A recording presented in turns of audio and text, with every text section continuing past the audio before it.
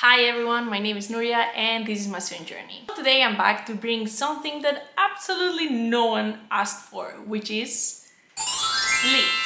Maybe you've seen it in my last video. It was about the basic top pattern, and in that video I said that I didn't want to do the sleeves in that moment because they are very frustrating for me. So this is a whole new video to explain the sleeves.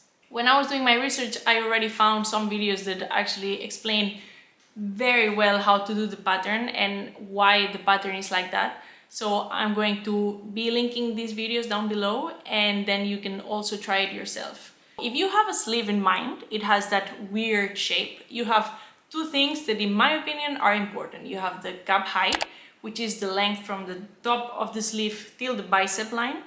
And this is going to tell you if you have more mobility or less mobility on your arm. So if you have more height, you will have less mobility. This is going to be used for blazers and for things like that. And if you have less cap height, then that's going to be for a comfy fit. It's going to let you put your arms on the top of the world. The second thing I believe is important is the ease of the sleeve. So at the top of the sleeve, sometimes we give it a bit more length than the whole of our arm, just because we want it to be rounder or flatter. So if we have more ease, we're gonna have more of a round shape, and if we give less ease, we're gonna have a flat sleeve. All of this is going to make a lot of sense in just a minute, but for now, I think this is all the information you need about the sleeves. Let's go! Luckily, to draft a sleeve, you don't need a lot of measurement, so that's good for us. This time, it's better to have someone helping you, but it's not needed that much. You're gonna need 1 arm length. So from this bone, with arm flexed, and then to your wrist. Number 2, your wrist circumference, around your wrist. Number 3, your bicep circumference. This is around your biggest part of the upper arm. Gains. And finally, number 4, you're gonna have to have your basic top pattern, and you're going to measure around this on the back and around this on the front, and then you put them together and you have the armhole. To draft the patterns, I'm going to use first the method by Winifred Aldrich. I'm going to use this video that I'm going to link down below, and in the video you can see that at some point she says add 1 centimeter ease, and I've done 3 different cases. In one sleeve I added 1 centimeter each side, in another I added 0.5 centimeters on each side, and on the third one I didn't add ease at all.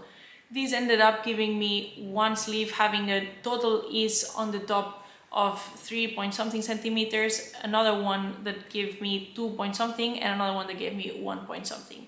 This again is going to make a lot of sense later on, and I'm going to try to put some drawings down here so you understand a bit better. If we compare the 3 sleeves in a drawing, we can see that there's not much of a difference. You can maybe see that one is a little bit bigger and the other ones are a bit smaller, but you cannot see it straight away. For the second method, I'm going to use a video of the same girl, and she's using in here the method done by Dennic Chunman Lo. I hope I said it right, I don't know, I'll write it down. And in this method, she says that in the book, this person defines the cap height in high, medium or low, and then in the high, you add 5 centimeters to your length, in the medium you don't add anything, and in the low you subtract 5 centimeters from the pattern. If I put them all together here below, you can see that the cap height and the bicep line are directly related. So if you pull the bicep line, you're going to make the cap height lower, but if you push the bicep line, you're gonna see how the cap height goes up, so you make it higher. So they're related.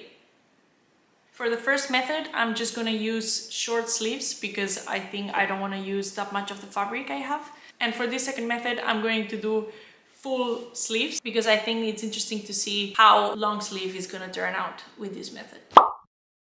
First of all, before sewing or anything, you have to make sure that you have your notches in place.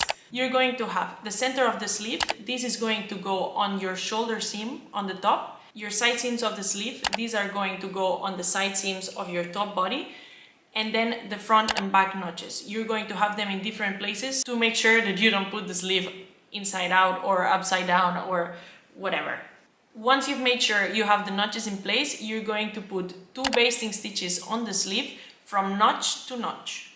What that means is that you're going to set your stitch length to around 4 and that you're not going to have a back stitch when you're going to start sewing, because later on you're going to pull on those. The basting stitch is going to look like something like this. After that, you're going to fold the sleeve with right sides facing each other and you're going to close the seam. And it's going to look a bit like this. Once you've done that, you have to take your bodice pattern and turn it inside out, and you have to make sure that your sleeve is right sides facing you. So like that. Then you're going to attach the sleeve to the bodice and you're going to make sure that all the notches are in its place. So the top one, the side one and the middle ones.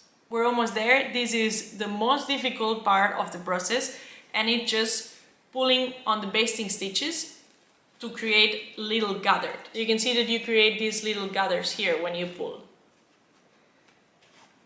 You have to pull until you make sure that your length from the top of your sleeve till the notch is exactly the same one in the sleeve and in your bodice. After that, you can just go to your normal stitch. Don't forget this step because I always forget. So go back to 2.5 stitch length, and after that you just attach it all the way and you're going to have your sleeve. It's comparison time. Let's go. We're going to take the cap height example. I'm going to compare from low to high. If you remember, when we took the low cap height, it was the red one, we subtracted 5 centimeters from the height of the cup. This caused that it was lower, but the bicep line was longer. This allows for more mobility, but at the same time, it's a lot of extra fabric. So if you can see, I can raise my arm over my shoulder, but at the same time, when I have it lower, there's a lot of extra fabric on the armpit. But it's very comfortable to wear. If we put next to it the medium cap height, in this one we didn't subtract anything. It was exactly the cap length that we wanted. It's exactly that. So we could say it's kind of balanced maybe. In this one you can see that the angle on which I can raise my arm is a bit lower than the one before, but at the same time there's still a lot of mobility. Wrinkles are still there, but there's a smaller amount of them. Finally, on the high cap height, this one we can already see that it's a bit tight. So in this one we added 5 centimeters to the cap length, and this caused that the bicep line was too small for my bicep. So I had to adjust the bicep line, and then I had to lower a little bit the cap height to make it fit my bicep plus 1 or 2 centimeters ease. The angle I can raise my arm is so low, but at the same time there are absolutely no wrinkles, which I really like. The problem here is that the bicep line was so tight to my bicep, this doesn't allow for flexing the elbow. If we put them next to each other, first we can see the angles. One we can raise our arm over our shoulder, the other one a little bit less, and the other one way less. And for the wrinkles, the same. One has a lot of wrinkles and the last one doesn't have wrinkles at all. I think from here it would be very interesting to play around with bicep line when it's the smallest you can go for a sturdy fabric. But at the same time, I would say that if you have a tight fit, just don't use sturdy fabrics. For the ease, I can compare them all next to each other because there's not much to say. The lowest ease I had was 1 centimeter, this is the red one. Then I had 2 centimeters ease for the yellow one and 3 centimeters ease for the green one.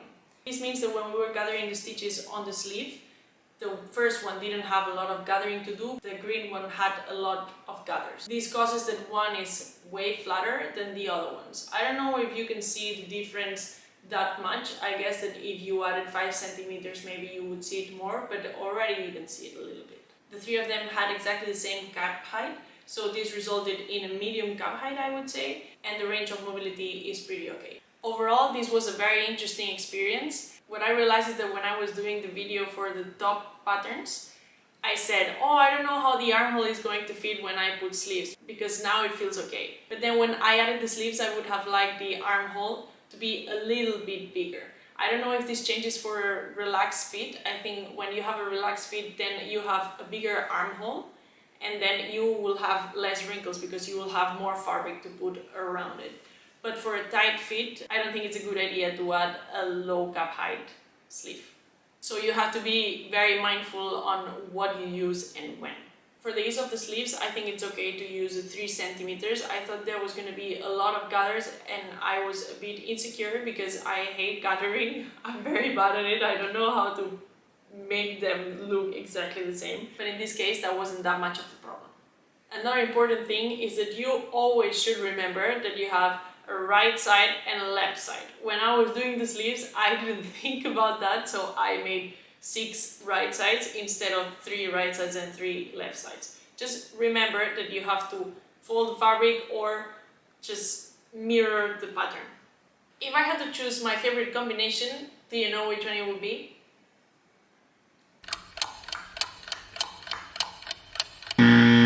No, probably not. It would be the high cap rise and the medium ease. That for me would be the best combination. I think that's all for today. I hope you enjoyed this video. I hope you enjoyed this comparison. I hope I see you in the next video. Bye!